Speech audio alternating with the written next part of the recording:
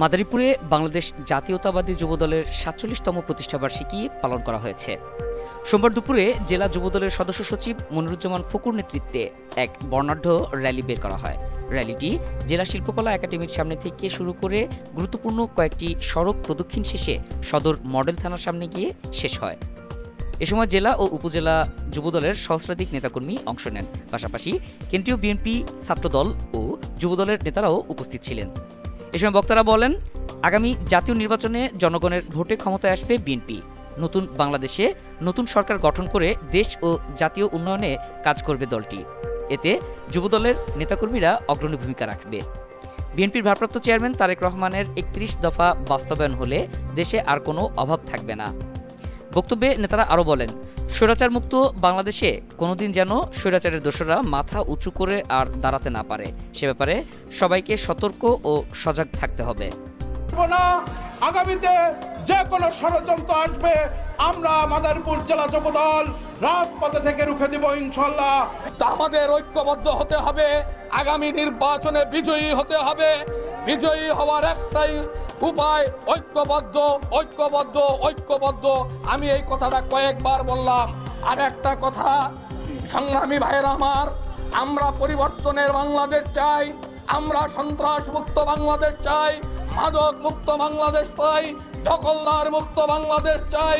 যে বাংলাদেশে কোনো দখলদার থাকবে না, সন্ত্রাস থাকবে না, চাঁদাবাজ থাকবে না, ওই বালু উত্তোলনকারী থাকবে না, বালু উত্তোলন করতে গিয়ে খুন হবে না, আমার নেতা খুন হবে না। আমরা সেই বাংলাদেশ চাই। আর আমরা চাই আমাদের এই 18 বছরে যারা অত্যাচার নির্যাতন করেছে, যারা আমাদের উপরে বুলডোজার চালিয়েছিল, সেই সমস্ত আওয়ামী ফ্যাসিস্টদেরকে যারা এখনো পর্যন্ত আশ্রয় প্রশ্রয় দিচ্ছে, তাদের বিরুদ্ধে আমরা দুর্বার আন্দোলন করে তুলব এবং কোনো মতেই তাদেরকে মাদারীপুরের মাটিতে দাঁড়াতে দিব না। হলো সবচেয়ে বড় প্রত্যাশা আমাদের যুবদলের কর্মীদের প্রতি। নতুন বাংলাদেশ প্রত্যাশা করি আমাদের জননেতা জনাব তারেক রহমানের নেতৃত্বে 31 দফা বাস্তবায়নের লক্ষ্যে আমরা কাজ করে যাচ্ছি এবং কি সামনে যুবদল নেতৃত্ব দিবে। যুবদল নেতৃত্বের মাধ্যমে ইনশাল্লাহ আমরা সাধারণ মানুষের পাশে থাকব। আশা করি বাংলাদেশে সুস্থ একটা নির্বাচন হবে। এই নির্বাচনে বিএনপি অনেক ভোটে ইনশাল্লাহ বিপুল পরিমাণ ভোটে জয়লাভ করবে, সরকার গঠন করবে। বিএনপি যদি এই বাংলাদেশে সরকার গঠন করতে পারে, ইনশাল্লাহ আমরা কথা দিতে পারছি, আমরা সাধারণ মানুষের পাশে থাকব, আমরা সাধারণ মানুষকে উপকার করব। তাদের নিয়ে ইনশাল্লাহ আগামী রাষ্ট্র আমরা গঠন করব।